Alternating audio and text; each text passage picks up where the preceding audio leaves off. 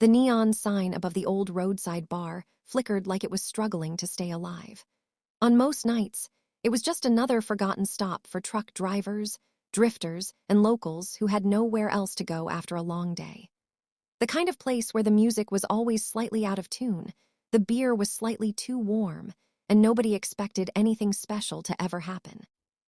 Inside, the air smelled of wood polish, cigarette smoke, and tired conversations. A small stage stood at the far end of the room, barely elevated, with a single microphone and a cracked speaker system that hissed whenever the volume went too high. That night, the bar was hosting its usual Open Mic Friday. Nothing unusual, nothing exciting, just the same rotating crowd of amateur singers trying to impress people who weren't really listening. But everything was about to change. At a corner table near the back, a man in a dark jacket and low hat sat quietly. No one paid him much attention at first. He wasn't flashy. He wasn't loud. He just watched the stage with a calm expression, as if he had seen 1,000 performances just like this before. What nobody in that room realized was that the man was actually Elvis Presley. He wasn't there for attention. He wasn't there for fame. Tonight, he was there for something else entirely, something he hadn't felt in years. The stage manager, a tired-looking man named Carl, stepped up and clapped his hands. "All right, folks, let's keep it going. Next up, we've got a young singer who says he's got something special. Let's see if he can prove it." A young man, barely in his early 20s, walked up to the stage. He looked nervous but determined. His guitar strap hung slightly too loose, and his fingers kept adjusting the mic stand like it might collapse at any second. He introduced himself simply. "Name, Danny." A few polite claps followed, nothing more. Danny took a deep breath, closed his eyes for a second, and started singing. At first, his voice was shaky. The room barely reacted. People kept talking, drinking, ignoring him, but then something changed. His voice grew stronger, smoother, more controlled. He wasn't just singing anymore, he was telling a story. Slowly, the bar began to quiet down. Even the bartender stopped wiping glasses. Danny's song wasn't famous. It was original, raw, emotional. It sounded like heartbreak mixed with hope, like someone who had lived more pain than his age should allow. And for the first time that night, the room was actually listening. At the back corner table, Elvis tilted his head slightly. There was something in the boy's voice, something unpolished but real. That was rare, very rare. When Danny finished his song, there was a moment of silence. Not the polite kind of silence, the heavy kind. The kind that means people are thinking before they react. Then came the applause. It wasn't loud, but it was genuine.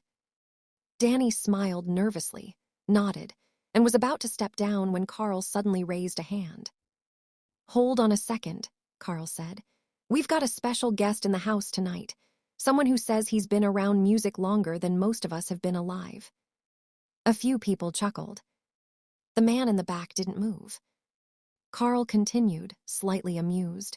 "He asked me not to make a big deal out of it, but I think he's got something to say about what we just heard." Danny looked confused. The crowd started turning around, trying to figure out who the special guest was. And then the man in the dark jacket slowly stood up. The room didn't recognize him at first. Not fully, not yet. But there was something about the way he carried himself. Something familiar, something impossible. He walked toward the stage without rushing, without hesitation. Every step made the room quieter, even before anyone knew why. Danny stayed frozen on stage, watching him approach. Carl whispered under his breath, "You're about to get feedback you didn't expect, kid." The man reached the front, looked up at Danny, and for a moment didn't say anything. Just studied him. Then he spoke softly. "That was real," he said. Danny blinked. "Thank you." But the man shook his head slightly. "Real doesn't always mean ready." A murmur spread through the crowd. Danny frowned. "What do you mean?" The man stepped closer to the stage, still calm, still quiet. "I mean," he said, "you've got something, but I want to see if it holds up when it matters." The room went completely still. Danny looked down at him. And what does that mean exactly? The man finally removed his hat. And in that moment, the entire bar changed. People started recognizing him, first one person, then another. Then suddenly whispers spread like fire through dry grass. No one needed to say his name out loud anymore. Because it was him. Elvis Presley. The king. Danny took a step back, without even realizing it. Elvis, someone in the crowd finally whispered. Elvis didn't react to the shock. He just looked at the young singer and said calmly, "Let's see what you've really got." The moment the name spread through the bar, everything changed in an instant. The air felt heavier, the noise disappeared. And even the music from the old speakers seemed to fade into the background. Everyone was now fully focused on the stage, where a young unknown singer stood face to face with Elvis Presley. Danny's hands were shaking slightly as he tried to process what was happening just a few minutes ago. He was performing for a small crowd. Now he was being watched by the biggest name in music history. Elvis looked calm, almost too calm. Like this wasn't anything unusual for him. He leaned against the edge of the stage and spoke again softly but clearly. "You've got a voice, but a voice alone doesn't make a performer," Elvis said. The crowd murmured. No one dared to interrupt. Danny swallowed hard. Trying to find confidence again, he gripped his guitar tighter and nodded. "What do you want me to do?" he asked. Elvis smiled slightly, not mocking, but testing. "Play again. But this time forget the crowd, forget me, forget everything, just sing like your life depends on it." A few people in the bar exchanged nervous looks. This didn't feel like a normal open mic anymore. It felt like something bigger, something important. Danny took a deep breath, stepped back into position, and started again. But this time, the room felt different. Elvis didn't sit down. He watched every movement, every breath, every note Danny played. The first few seconds were still shaky. But slowly something changed. Danny's voice started to rise stronger, clearer, more emotional-like. He was unlocking something hidden inside himself. The crowd slowly leaned forward. No one spoke, no one drank. No one even moved. Elvis raised his hand, slightly signaling the band to lower the sound completely. Now it was just Danny and his raw voice filling the room. Elvis walked closer to the stage again, his eyes never leaving the young singer. And then he said something that shocked everyone. "Stop!" The word "stop" hung in the air like a sudden thunderclap. No one moved, no one breathed. Even the faint buzz of the old neon sign outside seemed to disappear for a moment. Danny froze mid-note, his fingers still resting on the guitar strings, as if the entire world had just been paused by a single command from Elvis Presley. The young singer looked up, confused, his heart pounding so loudly he thought everyone could hear. "Did I do something wrong?" Danny asked quietly, his voice barely above a whisper. Elvis stepped closer to the edge of the stage. His expression was unreadable, not anger, not disappointment, but something far more intense, calculation. "No," Elvis said slowly. "That's the problem. You're not doing anything wrong, but you're still holding back. I can hear it in every note." The crowd shifted uncomfortably. This wasn't entertainment anymore. It felt like a masterclass they hadn't asked for yet couldn't look away from. Danny swallowed hard. "I'm not holding back, I'm just playing the song." Elvis shook his head slightly. "No, son, you're playing notes, not truth. There's a difference." A few people in the back whispered to each other, but no one dared interrupt the moment. The air felt fragile, like one wrong sound could break it. Elvis turned slightly toward the crowd, then back to Danny. "Music isn't about how perfect you sound, it's about whether people believe you when you sound broken." Danny tightened his grip on the guitar, frustration building inside him. "Then tell me what you want me to do differently. I'm trying my best."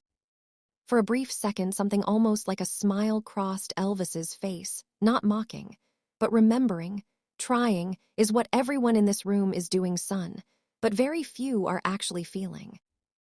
That sentence hit harder than anything else so far. The room went silent again, but this time it wasn't just attention, it was tension.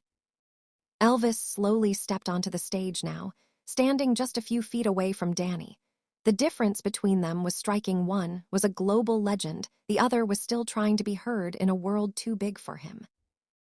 Elvis pointed gently at Danny's chest. "You've got pain in there. I can hear it, but you're afraid to let it out." Danny's voice cracked slightly. "I don't know what you're talking about." Elvis nodded like he expected that answer. That's because most people spend their whole lives running from it instead of singing through it. The crowd sat frozen, some of them had stopped breathing without realizing it. Then Elvis did something unexpected. He reached for the microphone stand and adjusted it slightly, lowering it closer to Danny's height. "Stand like you mean it," Elvis said quietly. "Don't perform, don't impress, just stand like you're telling the truth for the first time in your life." Danny hesitated, but something in Elvis's voice made resistance impossible. He adjusted his posture, shoulders down, breathing slower, like he was trying to find something buried deep inside himself. Elvis stepped back just enough to give him space. "Now start again, but don't play for them," he said, nodding toward the crowd. "Play for whatever you've been afraid to say out loud." The room was so quiet now that even the smallest movement felt loud. Danny closed his eyes for a moment. The guitar felt heavier in his hands, like it carried every expectation in the room. He strummed once softly, then stopped. Nothing. The silence stretched. Then he looked down at the floor, and something changed in his expression. The nervousness didn't disappear, but it cracked, revealing something underneath, something older, something heavier. "I wrote this song after my brother left home," Danny said, suddenly, his voice trembling. "I never told anyone that before." A few heads in the crowd shifted, but no one interrupted. Danny continued. "I kept pretending it was just a song about missing someone, but the truth is I felt like I was the one who got left behind, not just him." His fingers tightened around the guitar neck. Elvis didn't move, he just watched. Danny took a shaky breath. "I didn't want to sing it like that because I thought if I really sang it, people would see me differently." A pause. Then he looked up slightly, "But maybe that's the point." And then he played. But this time it was different. The first chord wasn't perfect, it was real. His voice came out rough at first, almost breaking on the first line, but he didn't stop. The crowd leaned forward again, instinctively drawn into something deeper than music now. Danny wasn't performing anymore, he was confessing. Every lyric felt heavier, every word carried something unsaid. For years, the room that once felt like just a bar now felt like a place where something important was happening, something irreversible. Elvis stood still, watching closely, his face unchanged, but his eyes sharper, now like he was witnessing something being born, not taught. Danny's voice grew stronger with every line, not because he was trying harder, but because he had stopped trying to hide. Halfway through the song, his voice cracked completely. And he let it. He didn't fix it, he didn't restart, he didn't apologize. He just kept going. That was the moment the room changed. The audience wasn't just listening anymore, they were feeling it in their own memories, in their own losses, in their own unspoken stories. A woman near the back wiped her eyes. Without realizing it, a man near the bar lowered his head. Elvis slowly stepped back off the stage, giving Danny the entire space like a silent acknowledgement. For the first time since he walked in, Elvis wasn't judging. He was witnessing. Danny reached the final verse, his voice now raw but steady. When he sang the last line, he didn't push it. He let it fall naturally, like something finally being released after being held for too long. Silence followed again. But this silence was different. It wasn't emptiness. It was respect. Danny stood there breathing heavily, not sure what had just happened to him or to the room. He looked at Elvis expecting judgment. But Elvis simply nodded once slowly and said, "Now that was real." The silence after Danny finished his song felt heavier than anything that had happened before. It wasn't the kind of silence that comes from confusion or boredom. It was the kind that comes when something undeniable has just taken place in front of you, something that cannot be ignored or reversed. Even if you wanted it to be changed, the entire room was still locked in that moment, as if time itself had forgotten to move forward. Elvis Presley stood a few steps away from the stage, his expression calm, but his eyes carrying something deeper, like he had just witnessed a version of truth that most people spend their entire lives avoiding. Danny was still standing on the stage, breathing heavily, his fingers still resting on the guitar strings, but not playing anymore. He slowly looked up at Elvis, unsure of what was going to happen next, unsure if he had passed some kind of test, or if he had just exposed himself in front of a legend. And a crowd that would now judge him, forever the weight of it all pressed down on him harder than any performance he had ever done before. Elvis finally broke the silence, but not with words of praise, not immediately. Instead, he walked slowly toward the center of the stage and looked out at the crowd for a long moment. The bar owner, the musicians, the random customers, everyone was still frozen, watching, waiting. He then turned back to Danny and spoke in a voice that was surprisingly soft. "You see that?" Elvis said quietly, gesturing toward the room. "That right there, that's what happens when someone stops pretending." Danny swallowed hard, not fully understanding what Elvis meant. Elvis continued, "Most people think talent is what makes someone special, but talent is just the door, honesty is what walks through it." A few people in the crowd shifted in their seats, still unsure whether they were part of a performance or something much more real. Elvis stepped closer to Danny now, standing right beside him on the stage. The difference in their presence was almost unreal. One was just beginning his journey. The other had already lived through everything that journey could possibly offer. Elvis leaned slightly toward him and said, "You didn't win a challenge tonight. You broke something inside yourself that was stopping you from being heard." Danny looked down at his guitar, voice barely steady. "I didn't know I was doing that." Elvis nodded. "Nobody does until it happens." For the first time since the night began, Elvis turned toward the crowd and raised his hand, slightly signaling that he wanted complete attention and absolute silence, and somehow the entire room obeyed instantly. He spoke again. "I didn't come here tonight to judge anyone. I came here because I heard someone singing without knowing they were being heard, and that's rare in a world full of noise." The crowd was completely still. Elvis turned back to Danny. "But I also wanted to see what you would do when someone pushed you past your comfort zone, because the stage will never always be kind to you, the world will never always clap for you, and if you can't survive that, you can't survive anything." Danny nodded slowly, absorbing every word. Then something unexpected happened. Elvis reached into his jacket pocket and pulled out a small, worn guitar pick. It looked old, like it had been carried for years. He placed it gently on the edge of the stage between them. "I've carried this for a long time," Elvis said. "I don't give it to many people." The room leaned forward, collectively sensing something important was about to happen. Elvis continued, "Because most people don't need a reminder of who they are, but some people do." Danny stared at the pick, confused and overwhelmed. Elvis pointed at it. "Take it, not because you earned it, not because you impressed anyone, but because you told the truth tonight, and that's harder than anything else you'll ever do on a stage." Danny hesitated, then slowly picked it up, his hands trembling slightly as he held it like it weighed more than metal. The crowd watched in complete silence. Then Elvis stepped back again, giving Danny space once more. But this time, there was something different in his posture. It wasn't challenge anymore, it wasn't testing, it was recognition. Danny looked at Elvis. "What am I supposed to do now?" he asked honestly.